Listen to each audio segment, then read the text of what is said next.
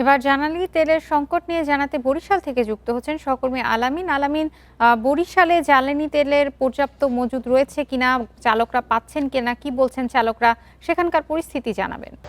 জি, গত এক সপ্তাহ ধরে আমরা দেখছিলাম যে আসলে সীমিত পরিসরে বরিশালের যে জ্বালানি তেল সেটি কিন্তু সরবরাহ করা হচ্ছে, কিন্তু আজকের যে চিত্রটি রয়েছে সেটি কিন্তু যদি আমরা দেখানোর চেষ্টা করি, আজকে কিন্তু যে ফিলিং স্টেশনগুলো রয়েছে প্রত্যেকটি স্টেশনে কিন্তু এভাবে মোটরসাইকেলের সিরিয়াল রয়েছে, যানবাহন অন্যান্য যে যানবাহনগুলো রয়েছে প্রত্যেকটি যানবাহনে কিন্তু বেশ সিরিয়াল রয়েছে এবং এখানে কিন্তু 200-র বেশি সার্ভিস ও ফিচারে লেনদেনের সব বিকাশ অ্যাপে সম্ভব।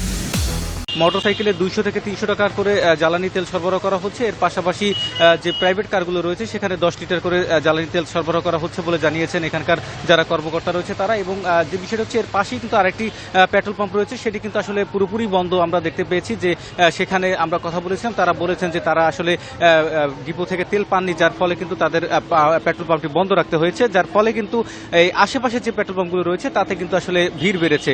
যেটি হচ্ছে যে সীমিত পরিসরে যে তেলটা নিতে হচ্ছে সেই জ্বালানি তেলের ক্ষেত্রে কিন্তু দীর্ঘ লাইনে দাঁড়িয়ে কিন্তু এখন যারা রয়েছেন মোটরসাইকেল চালক যারা রয়েছেন, যারা যানবাহন অন্যান্য যানবাহনের চালক রয়েছেন, তারা কিন্তু দীর্ঘ সময় অপেক্ষা করে তাদেরকে আসলে এই তেল নিতে হচ্ছে এবং এতে কিন্তু আসলে মানুষের ভোগান্তি পোহাতে হচ্ছে। সকাল সকাল অনেকে কিন্তু অফিস আদালত করতে যাবেন, সেক্ষেত্রে দেখা যাচ্ছে যে তারা কিন্তু আসলে সঠিক সময়ে নিজেদের কর্মস্থলে পৌঁছতে পারছে না। তারা কিন্তু অভিযোগ করেছেন যে এইভাবে তেল নেওয়ার কারণে কিন্তু তারা সঠিক সময় তাদের যে কর্মক্ষেত্র সেখানে কিন্তু আসলে তারা পৌঁছতে পারছেন না।